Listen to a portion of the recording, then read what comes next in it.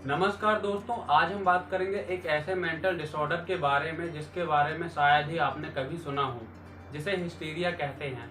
वैसे तो दोस्तों इसके कई मल्टीपल नाम हैं, जैसे डिसएसोसिएटिव डिसऑर्डर या फिर ड्यूअल पर्सनैलिटी डिसऑर्डर या फिर मल्टी पर्सनैलिटी डिसऑर्डर, जो कि कई प्रकार की पर्सनैलिटी डेवलप कर लेता है। इस बीमारी में होता क्या है, आज हम इसी के बारे में जानेंगे। तो आइए स्टार्ट करते हैं हमारा ये वीडियो हिस्टीरिया के बारे में। तो सबसे पहले हम बात करेंगे हिस्टीरिया की डेफिनेशन। आखिर हिस्टीरिया बोलते किस चीज़ को है? तो यह एक मेंटल डिसऑर्डर है जिसमें पेशेंट को चक्कर आते हैं, कपकपी लगती है, सांस लेने में तकलीफ होती है, मुंह में जकड़न होती है, साथ ही और भी कई लक्षण देखने को मिलते हैं। ये इसके कुछ प्रमुख लक्षण हैं, जिसमें चक्कर आते हैं, कपकपी लगती है, सांस लेने में तकलीफ होती है और मुंह में जकड़न होती है। इसके अलावा भी कई लक्षण इसके होते हैं जिससे पता चलता है कि ये हिस्टीरिया के लक्षण हैं। तो इस बीमारी को लेकर आज ही नहीं, पहले से भी चली आ रही है, बहुत पुरानी बीमारी है। इसके इतिहास के बारे में हम जानते हैं। पुराने समय में हिस्टीरिया को एक मेंटल डिसऑर्डर नहीं माना जाता था। पुराने लोग इसे एक मेंटल डिसऑर्डर नहीं मानते थे। यह बीमारी ज़्यादातर महिलाओं और लड़कियों को होती थी, यानी कि उस टाइम पे यह माना जाता था कि यह बीमारी जेंडर स्पेसिफिक है, जो कि फीमेल्स में ही ज़्यादा होती है। लेकिन आगे चल के जब खोजें हुई, आगे चल के और इस बीमारी के प्रति लोगों में समझ आई, तब उन्हें आगे जाकर ये पता चला कि यह पुरुषों में भी होती है। तो ये क्या होती है, जेंडर स्पेसिफिक होती थी उस टाइम पे। इसलिए पहले के लोगों को ये लगता था कि ये बीमारी सिर्फ महिलाओं को ही होती है। लेकिन धीरे धीरे जब इस बीमारी की खोज हुई, तब पता चला कि ये बीमारी पुरुषों को भी होती है। यहाँ पर हमें ये पता चल गया कि पुरुषों को भी होती है। लेकिन आज भी पुरुषों की तुलना में महिलाओं को ये बीमारी ज़्यादा होती है। लेकिन आज भी जो परसेंटेज है इसका, वो फीमेल्स में ज़्यादा है और मेल्स में कम है। ठीक है, अब जानते हैं इसकी धार्मिक मान्यताएं क्या है। मतलब रिलीजियस जो होता है, इसका रिलीजन का इसका क्या इफेक्ट पड़ता है, रिलीजियस में इसको क्या माना जाता है, क्या चीज़ होता था। देखिए, जो लोग जब किसी चीज़ को हमको जानकारी नहीं होती है, या तो हम उसको भगवान का चमत्कार कह देते हैं या फिर प्रकृति की माया कह देते हैं। लेकिन असल में जब तक हम किसी चीज़ को नहीं जानते अच्छे से, तब तक हम उस चीज़ को नहीं समझ पाते हैं। तो यहाँ पर धार्मिक मान्यताओं में जब तक इस बीमारी का पता और इलाज नहीं मिला, तब तक इस बीमारी को धार्मिक मान्यताओं से जोड़कर देखा जाता था। आज भी भारत के कई गांव ऐसे हैं जहां इस बीमारी के शिकार लोगों को धार्मिक मान्यताओं से जोड़कर देखा जाता है। आपने देखा ही होगा गांव में, शहरों में और कई जगहों पे कि लोगों को माता आते हैं, देवता आते हैं, फीमेल्स को भी आते हैं, मेल्स को भी आते हैं। लेकिन वो असल में कोई देवता या माता या कुछ नहीं होता है। वो असल में क्या होती है, हिस्टीरिया। ये हिस्टीरिया ऐसी बीमारी होती है जिसमें मल्टीपल पर्सनैलिटी डेवलप हो जाती है। जैसे कि किसी के अंदर देवी वाला पर्सनैलिटी आ गई, किसी के अंदर देवता वाला पर्सनैलिटी आ गई, किसी के अंदर क्रिमिनल की पर्सनैलिटी आ गई, किसी के अंदर महात्मा की पर्सनैलिटी आ गई। तो पहले ऐसा होता था तो लोग जल्दी समझ भी नहीं पाते थे, उन्हें सिर्फ रिलीजियस नज़रिए से ही वो उसको देखते थे। तो यहाँ तक अपन क्लियर हुए कि ये जो था, क्या होता था कि धार्मिक मान्यताओं से जोड़कर देखा जाता था।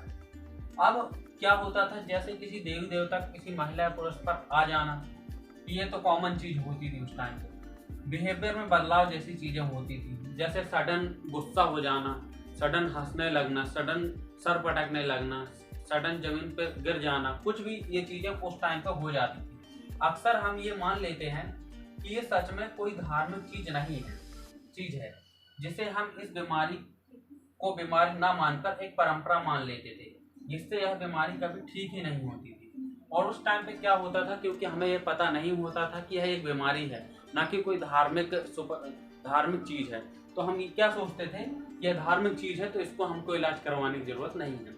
तब ये चीज़ें चलती थी। आज तो इसका इलाज पॉसिबल है, लेकिन उस टाइम पे इसका इलाज नहीं था, क्योंकि लोग यही डायग्नोस नहीं कर पा रहे थे कि ये एक मेंटल डिसऑर्डर है। जबकि लोगों को लगता था ये सच में किसी सुपर पावर गॉड ये कह लो या फिर कोई शक्ति कह लो, जिसके कारण ये चीज़ें होती थी। तो यहाँ पर तक चीज़ें क्लियर हुई। कि परंपरा को मानने के कारण हम इसकी दवा का इलाज नहीं ढूंढ पाते थे। फिर अब हम जानते हैं क्या क्या कारण हो सकते हैं इसके। देखिए क्या होती है हिस्टीरिया। तो दोस्तों इस बीमारी के कोई सटीक कारण नहीं है, लेकिन फिर भी कुछ कारण हैं जो हिस्टीरिया के लिए जिम्मेदार होते हैं। देखिए दोस्तों, हमारा ब्रेन जो होता है बहुत ही क्रिटिकल होता है। इसकी जो संरचना होती है बहुत ही जटिल है, इसको समझ पाना बहुत ही मुश्किल है। आज हमारा साइंस बहुत कुछ समझ चुका है ब्रेन के बारे में, लेकिन कुछ चीज़ें ऐसी हैं, कुछ पार्ट ऐसे हैं जिनको अभी भी हमें समझना, एक्सप्लोर करना बहुत ज़रूरी है। तो इसमें कुछ चीज़ें हैं जैसे कि डिप्रेशन। कभी कभी हमें डिप्रेशन होता है तो हमें मेंटल डिसऑर्डर ज़्यादा होने के चांसेस बढ़ जाते हैं। चिंता होने के कारण, किसी प्रकार का फोबिया। यहाँ पर फोबिया से मतलब दोस्तों डर होता है, किसी चीज़ का डर। आपको किसी भी चीज़ का डर हो सकता है, अपने फैमिली का, रिश्तेदारों, पड़ोसियों का, या फिर किसी चीज़ को लेकर भी डर हो सकता है। जैसे कि हाइड्रोफोबिया में पानी का डर होता है, तो फोबिया का यहाँ पे सेंस होता है डर। दूसरों का खराब व्यवहार, हमारे ऊपर किसी दूसरे का व्यवहार, अगर वह खराब व्यवहार करता है तो उसका भी प्रभाव हमारे ऊपर पड़ता है। साथ ही यह बीमारी कभी कभी सेल्फ जनरेट भी हो सकती है। सेल्फ जनरेट का मतलब होता है दोस्तों, कभी कभी हम खुद ही मानसिक रूप से बीमार होने लगते हैं। हम खुद ही चीज़ों को ये समझने लगते हैं कि ये हमारे लिए घातक हैं, या फिर हम अपनी बॉडी को रिलैक्स देने के लिए, अपनी बॉडी को सेटिस्फाई करने के लिए हम ये मानने लगते हैं कि हम ये चीज़ हैं, हम ये देवता हैं, हम ये चीज़ हैं, हम वो हैं, हम क्रिमिनल हैं, हम महात्मा हैं, हम या कुछ भी हैं। हम अपनी बॉडी को सेटिस्फाई करने के लिए ये चीज़ें मान लेते हैं कि हम फलाने चीज़ बन चुके हैं। तो ये कई चीज़ें, पर्सनैलिटी जो डेवलप हो जाती है, कभी कभी ये सेल्फ जनरेटेड भी हो जाती है, और फाइनली हिस्टीरिया का शिकार हो जाते हैं। अब कॉमन सी बात है, जब आप अपने आप को सेटिस्फाई करने के लिए, अपने आप को संतुष्ट करने के लिए किसी ना किसी चीज़ को अपने अंदर ला लेते हैं, फिर चाहे वो गॉड हो, या फिर कोई क्रिमिनल हो, सीरियल किलर हो, या फिर कोई गुडविल टाइप की चीज़ हो, तो वहाँ पर हम इस चीज़ को अडेप्ट करने लग जाते हैं, जिसको हम बोलते हैं हिस्टीरिया। तो हिस्टीरिया के वैसे और कई भी नाम हैं जिनसे और क्लियरेंस हो जाता है कि एक्चुअली ये बीमारी है क्या। जैसे मल्टीपल पर्सनैलिटी डिसऑर्डर बताया मैंने, डिसएसोसिएटिव डिसऑर्डर। तो यहाँ पर हिस्टीरिया यहाँ तक आपको समझ में आई। अब जानते हैं बचाव और इलाज। वैसे तो दोस्तों इस बीमारी के लक्षण दिखने पर डॉक्टर को दिखाना चाहिए। किस डॉक्टर को दिखाना चाहिए? मनोरोग विशेषज्ञ को। वह डॉक्टर जिसे हम साइकोलॉजिस्ट भी कहते हैं, वह डॉक्टर जो साइकोलॉजी का अनुभवी हो, जो आपके ब्रेन की स्थिति को समझ सके। साथ ही आपको विटामिन सी से भरपूर फलों का सेवन करना चाहिए। पेशेंट के साथ सामंजस्य बनाकर रहें, उसे सांत्वना दें, बेहोशी होने पर हींग प्याज सुंघाएं, साथ में रोज सुबह शाम एक एक चम्मच शहद खिलाएं। तो यहाँ पर कहने का यह मतलब है कि पेशेंट को आपको मेंटली उसको खुश रखना है। फिर आप चाहे उसके साथ अच्छा बोलकर खुश रहें, उसके साथ बैठकर बातें करें, उसके साथ सामंजस्य बनाएं, उसकी मनपसंद बातें करें। ऐसे करके आप पेशेंट के साथ कोऑर्डिनेशन बना सकते हैं, जिससे पेशेंट जल्दी रिकवरी करेगा। वैसे दोस्तों इसके बचाव और इलाज के लिए कई एंटी डिप्रेसेंट टैबलेट दी जाती हैं, हिप्नोटिक टैबलेट दी जाती हैं, जिन्हें हम नींद की टैबलेट भी बोलते हैं। एंटी डिप्रेसेंट होती हैं जो तनाव के लिए इस्तेमाल होती हैं। तो ऐसे कर करके ये दवाइयाँ इस्तेमाल की जाती हैं इस बीमारी में।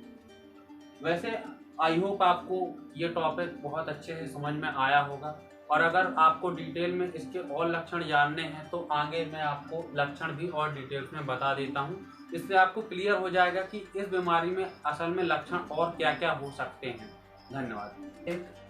एक प्रकार का मेंटल डिसऑर्डर होता है जिसमें चक्कर आते हैं, सांस लेने में तकलीफ होती है, बेहोश हो जाता है मरीज, बहुत ज़्यादा रोना होता है, इधर उधर भागना, जमीन पर सिर पटकना, आवाज़ बदलकर बोलना, पेट में दर्द, बालों को नोचना, बहुत ज़्यादा गुस्सा होना, भूख और नींद में कमी होना, उदास रहना, झटके आना, उल्टी सीधे चीज़ों की डिमांड करना, शरीर पर किसी देवी या किसी आत्मा का आना, जबड़ों का बंद हो जाना, हमेशा टेंशन में रहना। ये चीज़ें इस बीमारी में होती हैं। क्योंकि यह एक मेंटल डिसऑर्डर है, इसलिए इसमें कई प्रकार के बिहेवियर चेंज देखने को मिलते हैं।